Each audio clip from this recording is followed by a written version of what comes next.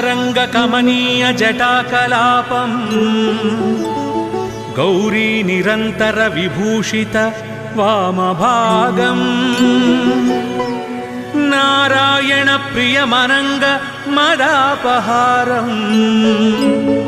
वाराणसीपुरपतिं भज विश्वनाथम् वाचामगोचरमनेक गुणस्वरूपं वागीश विष्णुसुरसेवित पादपीठं वामेन विग्रहवरेण कळत्रवन्तं वाराणसीपुरपतिं भज विश्वनाथम् भूताधिपं भुजगभूषण भूषितांगं व्याघ्राजिनांबरधरं जटिलं त्रिनेत्रं पाशांकुशाभयवरप्रद शूलपाणिं वाराणसीपुरपतिं भज विश्वनाथम् सीतांशुशोभित किरीट विराजमानं भालेक्षणानल विशोषित पंचबाणं नागाधिपारचित भासुर कर्णपूरं वाराणसीपुरपतिं भज विश्वनाथम् पंचाननं दुरितमत्तमतङ्गजानां नागान्तकं दनुजपुङ्गवपन्नगानां दावानलं मरणशोकजराटवीनां वाराणसीपुरपतिं भज विश्वनाथम् तेजोमयं सगुणनिर्गुणमद्वितीयम् आनन्दकन्दमपराजितमप्रमेयं नागात्मकं सकलनिष्कळमात्मरूपं वाराणसीपुरपतिं भज विश्वनाथम् आशां विहाय परिहृत्य परस्य निन्दां पापे रतिं च सुनिवार्य मनस्समाधौ आदाय हृत्कमलमज्जगतं परेशं वाराणसीपुरपतिं भज विश्वनाथम् रागादिदोषरहितस्वजनानुरागम् वैराग्यशान्तिनिलयं गिरिजासहायम् माधुर्यधैर्यसुभगं गरलाभिरामं वाराणसीपुरपतिं भज विश्वनाथम् वाराणसीपुरपते स्तवनं शिवस्य व्यासोक्तमष्टकमिदं पठिता मनुष्या विद्यां श्रियं विपुलसौख्यमनन्तकीर्तिं सम्प्राप्य देहविलये लभते च मोक्षम् विश्वनाथाष्टकमिदं यः पठेच्छिवसन्निधौ शिवलोकमवाप्नोति शिवेन सह मोदते।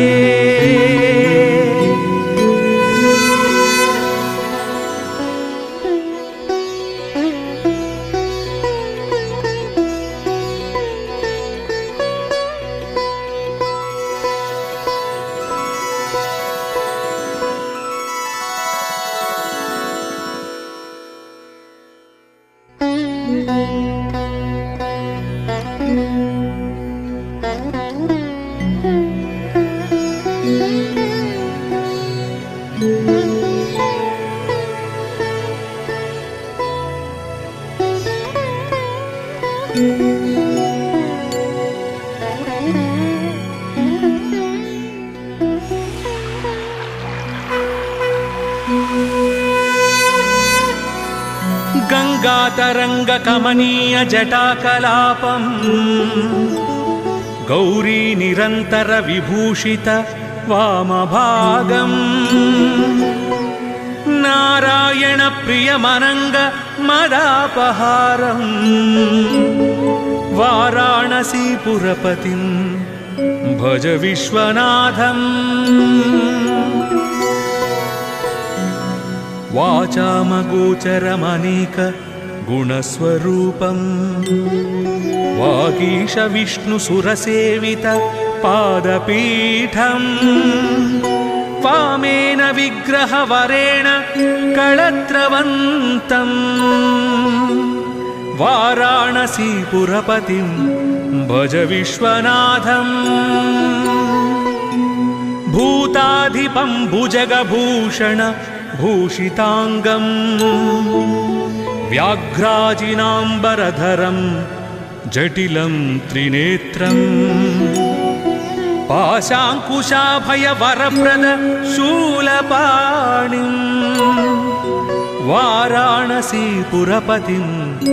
भज विश्वनाथम् सीतां सुशोभित किरीटविराजमानम् भालेक्षणानल विशोषित पञ्चबाणम् नागाधिपारचित भासुर कर्णपूरम् वाराणसीपुरपतिं भज विश्वनाथम् पञ्चाननं दुरितमत्तमतङ्गजानाम् नागान्तकं दनुजपुङ्गवपन्नगानाम् दावानलं मरणशोकजराटवीनाम् वाराणसीपुरपतिं भज विश्वनाथम् तेजोमयं सगुणनिर्गुणमद्वितीयम् आनन्दकन्दमपराजितमप्रमेयम् नागात्मकं सकलनिष्कळमात्मरूपम् वाराणसीपुरपतिं भज विश्वनाथम् आशां विहाय परिहृत्य परस्य निन्दाम् पापे रतिं च सुनिवार्य मनस्समाधौ आदाय हृत्कमलमज्जगतं परेशम् वाराणसीपुरपतिं भज विश्वनाथम् रागादिदोषरहितस्वजनानुरागम् वैराग्यशान्तिनिलयं गिरिजासहायम् माधुर्यधैर्यसुभगं गरलाभिरामम् वाराणसीपुरपतिं भज विश्वनाथम् वाराणसीपुरपते स्तवनं शिवस्य व्यासोक्तमष्टकमिदं पठिता मनुष्या विद्यां श्रियं विपुलसौख्यमनन्तकीर्तिं सम्प्राप्य देहविलये लभते च मोक्षम् विश्वनाथाष्टकमिदं यः पठेत् शिवसन्निधौ शिवलोकमवाप्नोति शिवेन सह मोदते।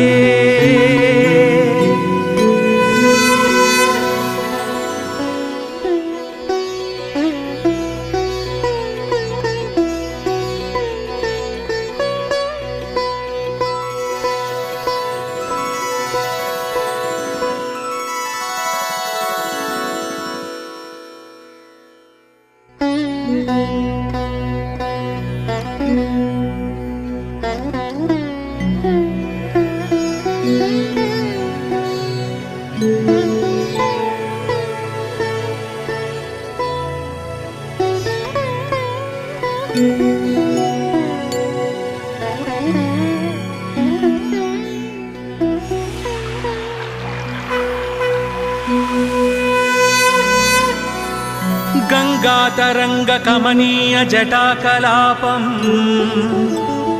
गौरी निरन्तर विभूषित वामभागम्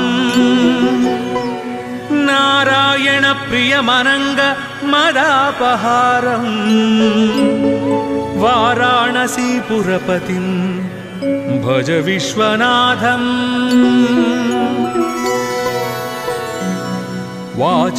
वाचामगोचरमनेक गुणस्वरूपम् वागीश विष्णुसुरसेवित पादपीठम् वामेन विग्रहवरेण कळत्रवन्तम् वाराणसीपुरपतिं भज विश्वनाथम् भूताधिपं भुजगभूषण भूषिताङ्गम् व्याघ्राजिनाम्बरधरं जटिलं त्रिनेत्रम् पाशाङ्कुशाभयवरप्रद शूलपाणिम् वाराणसीपुरपतिं भज विश्वनाथम् सीतांशुशोभित किरीटविराजमानम् भालेक्षणानल विशोषित पञ्चबाणम् नागाधिपारचित भासुर कर्णपूरम् वाराणसीपुरपतिं भज विश्वनाथम् पञ्चाननं दुरितमत्तमतङ्गजानां नागान्तकं दनुजपुङ्गवपन्नगानां दावानलं मरणशोकजराटवीनां वाराणसीपुरपतिं भज विश्वनाथम् तेजोमयं सगुणनिर्गुणमद्वितीयम् आनन्दकन्दमपराजितमप्रमेयम् नागात्मकं सकलनिष्कळमात्मरूपम् वाराणसीपुरपतिं भज विश्वनाथम् आशां विहाय परिहृत्य परस्य निन्दां पापे रतिं च सुनिवार्य मनस्समाधौ आदाय हृत्कमलमज्जगतं परेशं वाराणसीपुरपतिं भज विश्वनाथम् रागादिदोषरहितस्वजनानुरागम्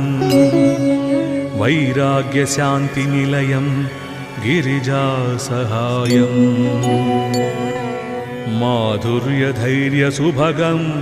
गरलाभिरामम् वाराणसीपुरपतिं भज विश्वनाथम् वाराणसीपुरपते स्तवनं शिवस्य व्यासोक्तमष्टकमिदं पठिता मनुष्या विद्यां श्रियं विपुलसौख्यमनन्तकीर्तिं सम्प्राप्य देहविलये लभते च मोक्षम् विश्वनाथाष्टकमिदं यः पठेच्छिवसन्निधौ शिवलोकमवाप्नोति शिवेन सह मोदते।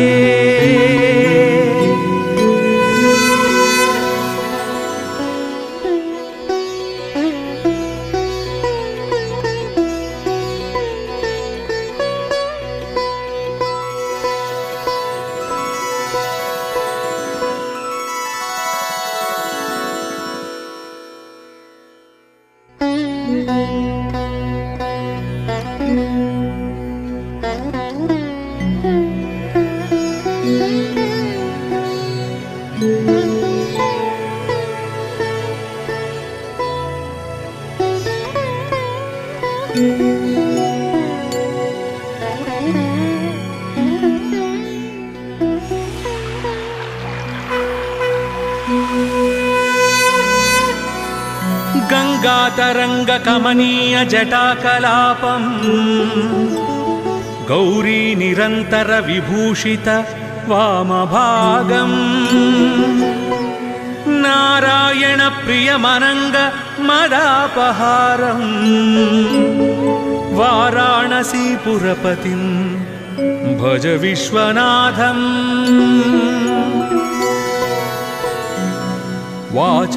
वाचामगोचरमनेक गुणस्वरूपम् वागीश विष्णुसुरसेवित पादपीठम् वामेन विग्रहवरेण कळत्रवन्तम् वाराणसीपुरपतिं भज विश्वनाथम् भूताधिपं भुजगभूषण भूषिताङ्गम् व्याघ्राजिनाम्बरधरं जटिलं त्रिनेत्रम् पाशाङ्कुशाभयवरप्रद शूलपाणिम् वाराणसीपुरपतिं भज विश्वनाथम् सीतां सुशोभित किरीटविराजमानम् भालेक्षणानल विशोषित पञ्चबाणम् नागाधिपारचित भासुर कर्णपूरम् वाराणसीपुरपतिं भज विश्वनाथम् पञ्चाननं दुरितमत्तमतङ्गजानां नागान्तकं दनुजपुङ्गवपन्नगानां दावानलं मरणशोकजराटवीनां वाराणसीपुरपतिं भज विश्वनाथम् तेजोमयं सगुणनिर्गुणमद्वितीयम् आनन्दकन्दमपराजितमप्रमेयम् नागात्मकं सकलनिष्कळमात्मरूपम् वाराणसीपुरपतिं भज विश्वनाथम् आशां विहाय परिहृत्य परस्य निन्दां पापे रतिं च सुनिवार्य मनस्समाधौ आदाय हृत्कमलमज्जगतं परेशम् वाराणसीपुरपतिं भज विश्वनाथम् रागादिदोषरहितस्वजनानुरागम् वैराग्यशान्तिनिलयं गिरिजासहायम् माधुर्यधैर्यसुभगं गरलाभिरामम् वाराणसीपुरपतिं भज विश्वनाथम् वाराणसीपुरपते स्तवनं शिवस्य व्यासोक्तमष्टकमिदं पठिता मनुष्या विद्यां श्रियं विपुलसौख्यमनन्तकीर्तिं सम्प्राप्य देहविलये लभते च मोक्षम् विश्वनाथाष्टकमिदं यः पठेच्छिवसन्निधौ शिवलोकमवाप्नोति शिवेन सह मोदते।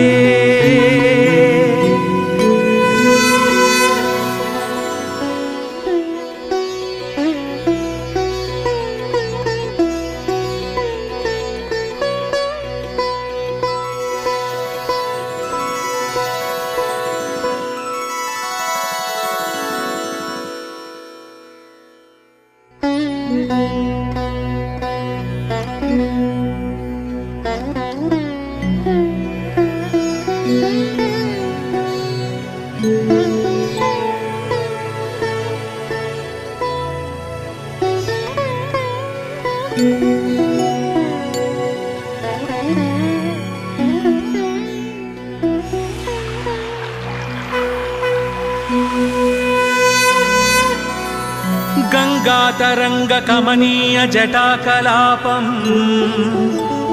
गौरी निरन्तर विभूषित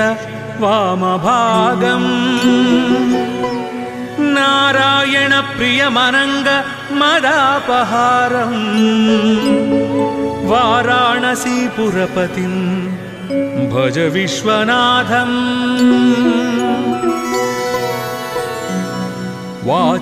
वाचामगोचरमनेक गुणस्वरूपम् वागीश विष्णुसुरसेवित पादपीठम् वामेन विग्रहवरेण कळत्रवन्तम् वाराणसीपुरपतिं भज विश्वनाथम् भूताधिपं भुजगभूषण भूषिताङ्गम् व्याघ्राजिनाम्बरधरं जटिलं त्रिनेत्रम् पाशाङ्कुशाभयवरप्रद शूलपाणिम् वाराणसीपुरपतिं भज विश्वनाथम् सीतां सुशोभित किरीटविराजमानम् भालेक्षणानल विशोषित पञ्चबाणम् नागाधिपारचित भासुर कर्णपूरम् वाराणसीपुरपतिं भज विश्वनाथम् पञ्चाननं दुरितमत्तमतङ्गजानाम् नागान्तकं दनुजपुङ्गवपन्नगानाम् दावानलं मरणशोकजराटवीनाम् वाराणसीपुरपतिं भज विश्वनाथम् तेजोमयं सगुणनिर्गुणमद्वितीयम् आनन्दकन्दमपराजितमप्रमेयम् नागात्मकं सकलनिष्कळमात्मरूपम् वाराणसीपुरपतिं भज विश्वनाथम् आशां विहाय परिहृत्य परस्य निन्दाम् पापे रतिं च सुनिवार्य मनस्समाधौ आदाय हृत्कमलमज्जगतं परेशम् वाराणसीपुरपतिं भज विश्वनाथम् रागादिदोषरहितस्वजनानुरागम् वैराग्यशान्तिनिलयं गिरिजासहायम् माधुर्यधैर्यसुभगं गरलाभिरामम् वाराणसीपुरपतिं भज विश्वनाथम् वाराणसीपुरपते स्तवनं शिवस्य व्यासोक्तमष्टकमिदं पठिता मनुष्या विद्यां श्रियं विपुलसौख्यमनन्तकीर्तिं सम्प्राप्य देहविलये लभते च मोक्षम् विश्वनाथाष्टकमिदं यः पठेच्छिवसन्निधौ शिवलोकमवाप्नोति शिवेन सह मोदते।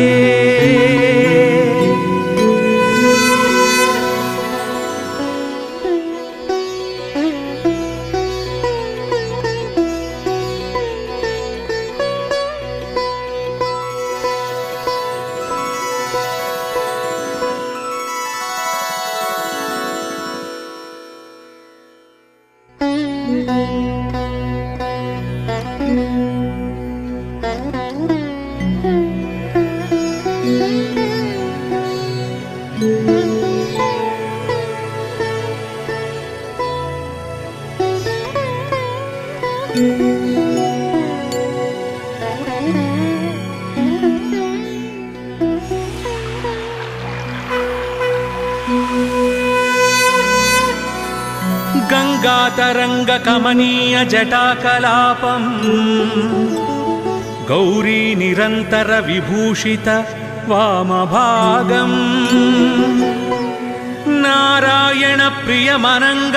मदापहारम् वाराणसी पुरपतिं भज विश्वनाथम् वाचामगोचरमनेक गुणस्वरूपम्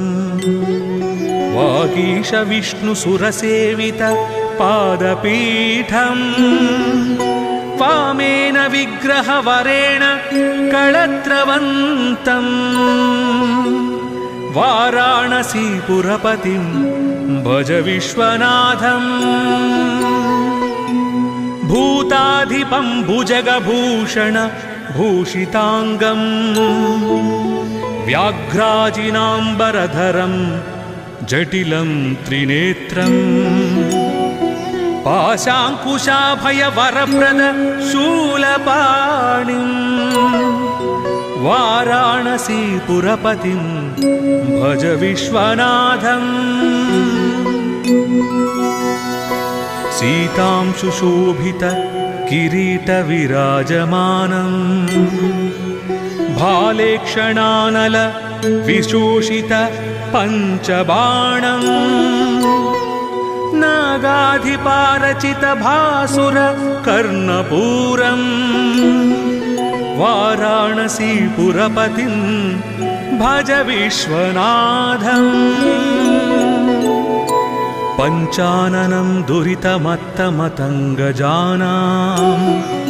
नागान्तकं दनुजपुङ्गवपन्नगानां दावानलं मरणशोकजराटवीनां वाराणसीपुरपतिं भज विश्वनाथम् तेजोमयं सगुणनिर्गुणमद्वितीयम् आनन्दकन्दमपराजितमप्रमेयम् नागात्मकं सकलनिष्कळमात्मरूपम् वाराणसीपुरपतिं भज विश्वनाथम् आशां विहाय परिहृत्य परस्य निन्दां पापे रतिं च सुनिवार्य मनस्समाधौ आदाय हृत्कमलमज्जगतं परेशं वाराणसीपुरपतिं भज विश्वनाथम् रागादिदोषरहितस्वजनानुरागम् वैराग्यशान्तिनिलयं गिरिजासहायम् माधुर्यधैर्यसुभगं गरलाभिरामं वाराणसीपुरपतिं भज विश्वनाथम् वाराणसीपुरपते स्तवनं शिवस्य व्यासोक्तमष्टकमिदं पठिता मनुष्या विद्यां श्रियं विपुलसौख्यमनन्तकीर्तिं सम्प्राप्य देहविलये लभते च मोक्षम् विश्वनाथाष्टकमिदं यः पठेच्छिवसन्निधौ शिवलोकमवाप्नोति शिवेन सह मोदते।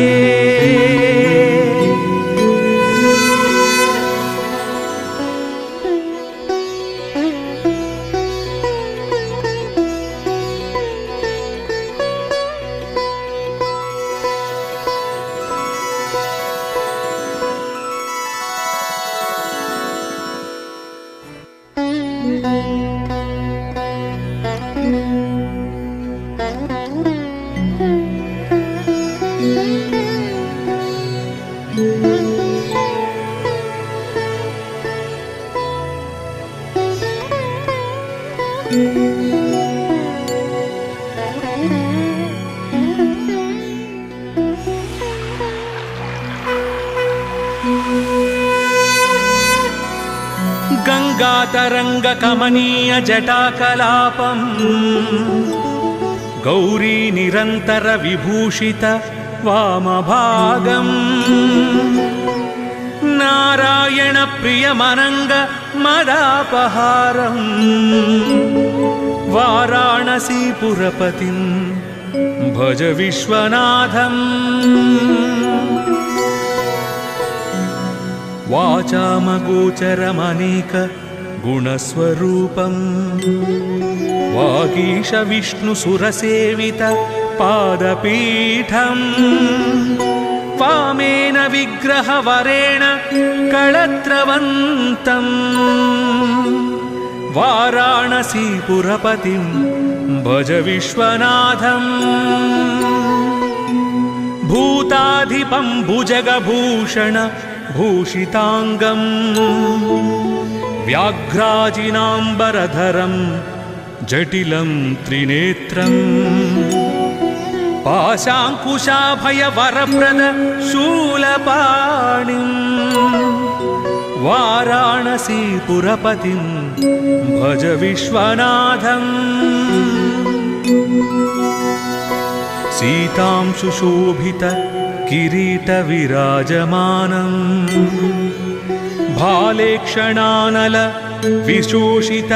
पञ्चबाणम् नागाधिपारचित भासुर कर्णपूरम् वाराणसीपुरपतिं भज विश्वनाथम् पञ्चाननं दुरितमत्तमतङ्गजानाम् नागान्तकं धनुजपुङ्गवपन्नगानाम् दावानलं मरणशोकजराटवीनाम् वाराणसीपुरपतिं भज विश्वनाथम् तेजोमयं सगुणनिर्गुणमद्वितीयम् आनन्दकन्दमपराजितमप्रमेयम् नागात्मकं सकलनिष्कळमात्मरूपम् वाराणसीपुरपतिं भज विश्वनाथम् आशां विहाय परिहृत्य परस्य निन्दां पापे रतिं च सुनिवार्य मनस्समाधौ आदाय हृत्कमलमज्जगतं परेशम् वाराणसीपुरपतिं भज विश्वनाथम् रागादिदोषरहितस्वजनानुरागम् वैराग्यशान्तिनिलयं गिरिजासहायम् माधुर्यधैर्यसुभगं गरलाभिरामम् वाराणसीपुरपतिं भज विश्वनाथम् वाराणसीपुरपते स्तवनं शिवस्य व्यासोक्तमष्टकमिदं पठिता मनुष्या विद्यां श्रियं विपुलसौख्यमनन्तकीर्तिं सम्प्राप्य देहविलये लभते च मोक्षम् विश्वनाथाष्टकमिदं यः पठेच्छिवसन्निधौ शिवलोकमवाप्नोति शिवेन सह मोदते।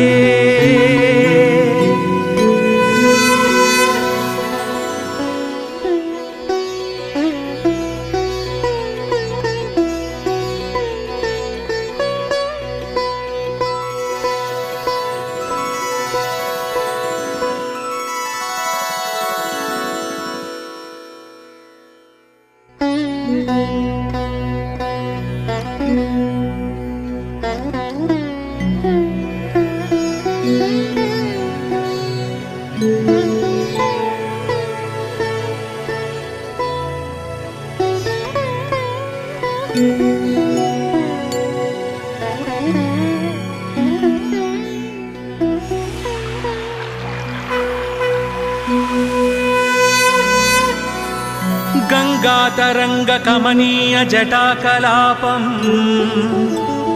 गौरी निरन्तर विभूषित वामभागम्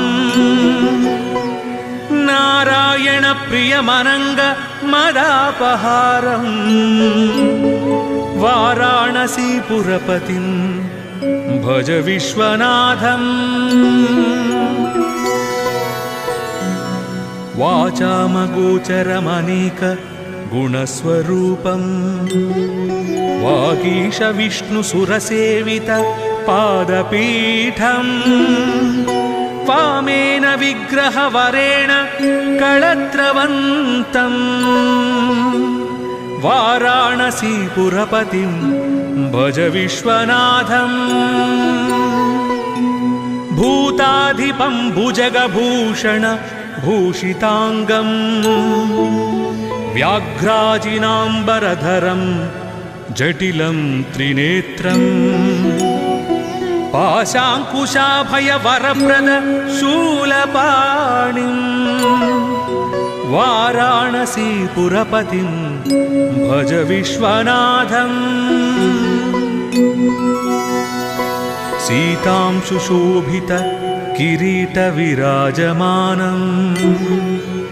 भालेक्षणानल विशोषित पञ्चबाणम् नागाधिपारचित भासुर कर्णपूरम् वाराणसीपुरपतिं भज विश्वनाथम् पञ्चाननं दुरितमत्तमतङ्गजानां नागान्तकं दनुजपुङ्गवपन्नगानां दावानलं मरणशोकजराटवीनां वाराणसीपुरपतिं भज विश्वनाथम् तेजोमयं सगुणनिर्गुणमद्वितीयम् आनन्दकन्दमपराजितमप्रमेयम् नागात्मकं सकलनिष्कळमात्मरूपम् वाराणसीपुरपतिं भज विश्वनाथम् आशां विहाय परिहृत्य परस्य निन्दां पापे रतिं च सुनिवार्य मनस्समाधौ आदाय हृत्कमलमज्जगतं परेशम् वाराणसीपुरपतिं भज विश्वनाथम् रागादिदोषरहितस्वजनानुरागम् वैराग्यशान्तिनिलयं गिरिजासहायम् माधुर्यधैर्यसुभगं गरलाभिरामम् वाराणसीपुरपतिं भज विश्वनाथम् वाराणसीपुरपते स्तवनं शिवस्य व्यासोक्तमष्टकमिदं पठिता मनुष्या विद्यां श्रियं विपुलसौख्यमनन्तकीर्तिं सम्प्राप्य देहविलये लभते च मोक्षम् विश्वनाथाष्टकमिदं यः पठेच्छिवसन्निधौ शिवलोकमवाप्नोति शिवेन सह मोदते।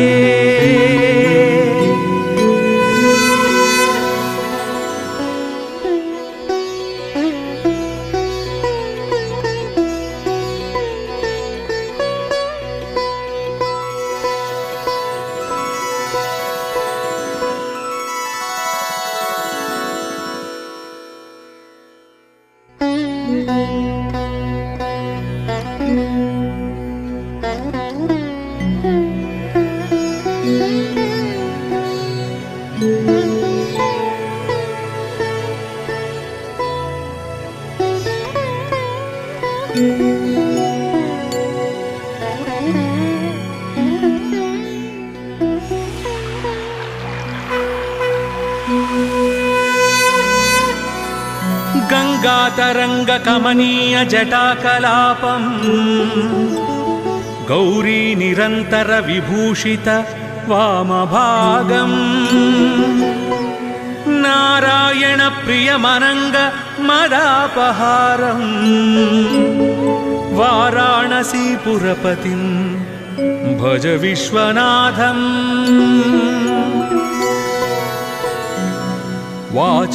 वाचामगोचरमनेक गुणस्वरूपम् वागीश विष्णुसुरसेवित पादपीठम् वामेन विग्रहवरेण कळत्रवन्तम् वाराणसीपुरपतिं भज विश्वनाथम् भूताधिपं भुजगभूषण भूषिताङ्गम् व्याघ्राजिनाम्बरधरं जटिलं त्रिनेत्रम् पाशाङ्कुशाभयवरप्रद शूलपाणिम् वाराणसीपुरपतिं भज विश्वनाथम् सीतांशुशोभित किरीटविराजमानम् भालेक्षणानल विशोषित पञ्चबाणम् नागाधिपारचित भासुर कर्णपूरम् वाराणसीपुरपतिं भज विश्वनाथम् पञ्चाननं दुरितमत्तमतङ्गजानाम् नागान्तकं दनुजपुङ्गवपन्नगानाम् दावानलं मरणशोकजराटवीनाम् वाराणसीपुरपतिं भज विश्वनाथम् तेजोमयं सगुणनिर्गुणमद्वितीयम् आनन्दकन्दमपराजितमप्रमेयम् नागात्मकं सकलनिष्कळमात्मरूपम् वाराणसीपुरपतिं भज विश्वनाथम् आशां विहाय परिहृत्य परस्य निन्दाम् पापे रतिं च सुनिवार्य मनस्समाधौ आदाय हृत्कमलमज्जगतं परेशम् वाराणसीपुरपतिं भज विश्वनाथम् रागादिदोषरहितस्वजनानुरागम् वैराग्यशान्तिनिलयं गिरिजासहायम् माधुर्यधैर्यसुभगं गरलाभिरामम् वाराणसीपुरपतिं भज विश्वनाथम् वाराणसीपुरपते स्तवनं शिवस्य व्यासोक्तमष्टकमिदं पठिता मनुष्या विद्यां श्रियं विपुलसौख्यमनन्तकीर्तिं सम्प्राप्य देहविलये लभते च मोक्षम् विश्वनाथाष्टकमिदं यः पठेच्छिवसन्निधौ शिवलोकमवाप्नोति शिवेन सह मोदते।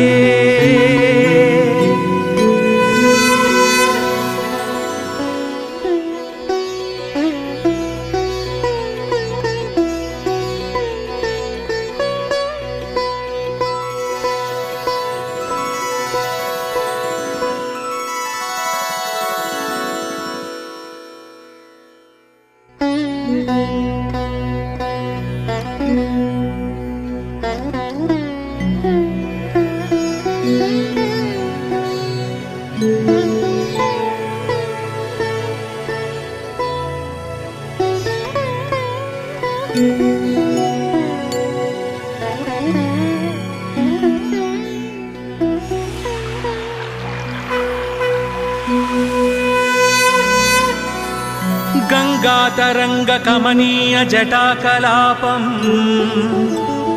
गौरी निरन्तर विभूषित वामभागम्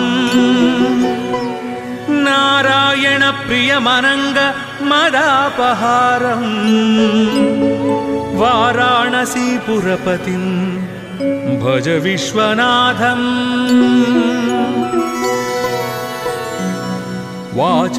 वाचामगोचरमनेक गुणस्वरूपम् वागीश विष्णुसुरसेवित पादपीठम् वामेन विग्रहवरेण कळत्रवन्तम् वाराणसीपुरपतिं भज विश्वनाथम् भूताधिपं भुजगभूषण भूषिताङ्गम् व्याघ्राजिनाम्बरधरं जटिलं त्रिनेत्रम् पाशाङ्कुशाभयवरप्रद शूलपाणिम् वाराणसीपुरपतिं भज विश्वनाथम् सीतां सुशोभित किरीटविराजमानम् भालेक्षणानल विशोषित पञ्चबाणम् नागाधिपारचित भासुर कर्णपूरम् वाराणसीपुरपतिं भज विश्वनाथम् पञ्चाननं दुरितमत्तमतङ्गजानां नागान्तकं दनुजपुङ्गवपन्नगानां दावानलं मरणशोकजराटवीनां वाराणसीपुरपतिं भज विश्वनाथम् तेजोमयं सगुणनिर्गुणमद्वितीयम् आनन्दकन्दमपराजितमप्रमेयम् नागात्मकं सकलनिष्कळमात्मरूपम् वाराणसीपुरपतिं भज विश्वनाथम् आशां विहाय परिहृत्य परस्य निन्दां पापे रतिं च सुनिवार्य मनस्समाधौ आदाय हृत्कमलमज्जगतं परेशं वाराणसीपुरपतिं भज विश्वनाथम् रागादिदोषरहितस्वजनानुरागम् वैराग्यशान्तिनिलयं गिरिजासहायम् माधुर्यधैर्यसुभगं गरलाभिरामं वाराणसीपुरपतिं भज विश्वनाथम् वाराणसीपुरपते स्तवनं शिवस्य व्यासोक्तमष्टकमिदं पठिता मनुष्या विद्यां श्रियं विपुलसौख्यमनन्तकीर्तिं सम्प्राप्य देहविलये लभते च मोक्षम् विश्वनाथाष्टकमिदं यः पठेच्छिवसन्निधौ शिवलोकमवाप्नोति शिवेन सह मोदते।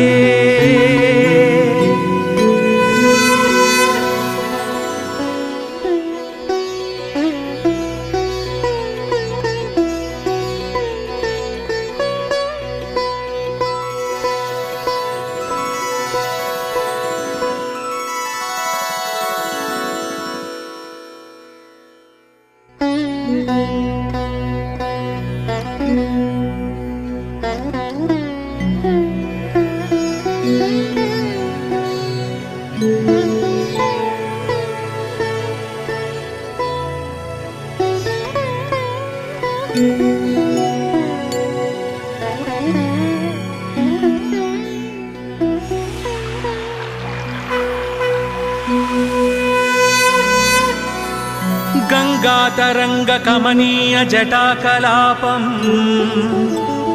गौरी निरन्तर विभूषित वामभागम् नारायण प्रियमनङ्ग मदापहारम् वाराणसीपुरपतिं भज विश्वनाथम्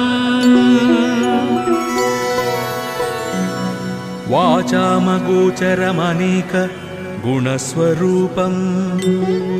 वागीश विष्णुसुरसेवित पादपीठम्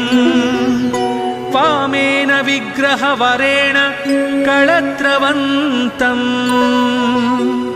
वाराणसीपुरपतिं भज विश्वनाथम् भूताधिपं भुजगभूषण भूषिताङ्गम् व्याघ्राजिनाम्बरधरं जटिलं त्रिनेत्रम् पाशाङ्कुशाभयवरप्रद शूलपाणिम् वाराणसीपुरपतिं भज विश्वनाथम् सीतां सुशोभित किरीटविराजमानम् भालेक्षणानल विशोषित पञ्चबाणम् नागाधिपारचित भासुर कर्णपूरम् वाराणसीपुरपतिं भज विश्वनाथम् पञ्चाननं दुरितमत्तमतङ्गजानाम् नागान्तकं दनुजपुङ्गवपन्नगानाम् दावानलं मरणशोकजराटवीनाम् वाराणसीपुरपतिं भज विश्वनाथम् तेजोमयं सगुणनिर्गुणमद्वितीयम् आनन्दकन्दमपराजितमप्रमेयम् नागात्मकं सकलनिष्कळमात्मरूपम् वाराणसीपुरपतिं भज विश्वनाथम् आशां विहाय परिहृत्य परस्य निन्दाम् पापे रतिं च सुनिवार्य मनस्समाधौ आदाय हृत्कमलमज्जगतं परेशम् वाराणसीपुरपतिं भज विश्वनाथम् रागादिदोषरहितस्वजनानुरागम् वैराग्यशान्तिनिलयं गिरिजासहायम् माधुर्यधैर्यसुभगं गरलाभिरामम् वाराणसीपुरपतिं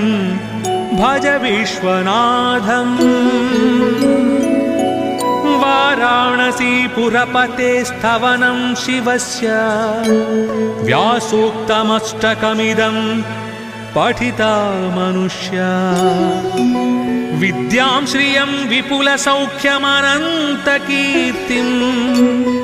सम्प्राप्य देहविलये लभते च मोक्षम् विश्वनाथाष्टकमिदं यः पठेच्छिवसन्निधौ शिवलोकमवाप्नोति शिवेन सह मोदते।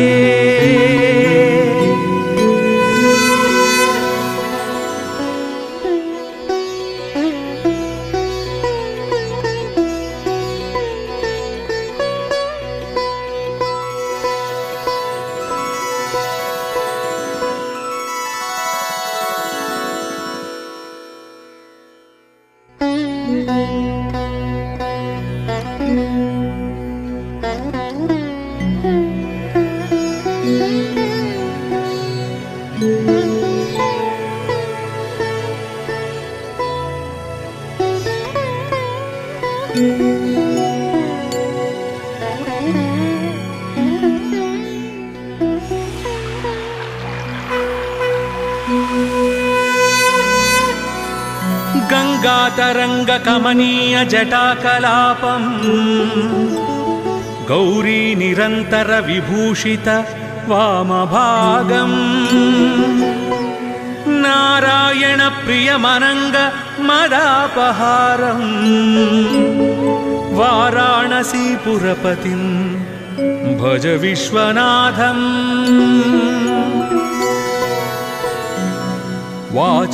वाचामगोचरमनेक गुणस्वरूपम् वागीश विष्णुसुरसेवित पादपीठम् वामेन विग्रहवरेण कळत्रवन्तम् वाराणसीपुरपतिं भज विश्वनाथम् भूताधिपं भुजगभूषण भूषितांगम् व्याघ्राजिनांबरधरं जटिलं त्रिनेत्रम् पाशांकुशाभयवरप्रद शूलपाणिम् वाराणसीपुरपतिं भज विश्वनाथम् सीतांशुशोभित किरीटविराजमानम् भालेक्षणानल विशोषित पञ्चबाणम् नागाधिपारचित भासुर कर्णपूरम् वाराणसीपुरपतिं भज विश्वनाथम् पञ्चाननं दुरितमत्तमतङ्गजानां नागान्तकं दनुजपुङ्गवपन्नगानां दावानलं मरणशोकजराटवीनां वाराणसीपुरपतिं भज विश्वनाथम् तेजोमयं सगुणनिर्गुणमद्वितीयम् आनन्दकन्दमपराजितमप्रमेयम् नागात्मकं सकलनिष्कळमात्मरूपम् वाराणसीपुरपतिं भज विश्वनाथम् आशां विहाय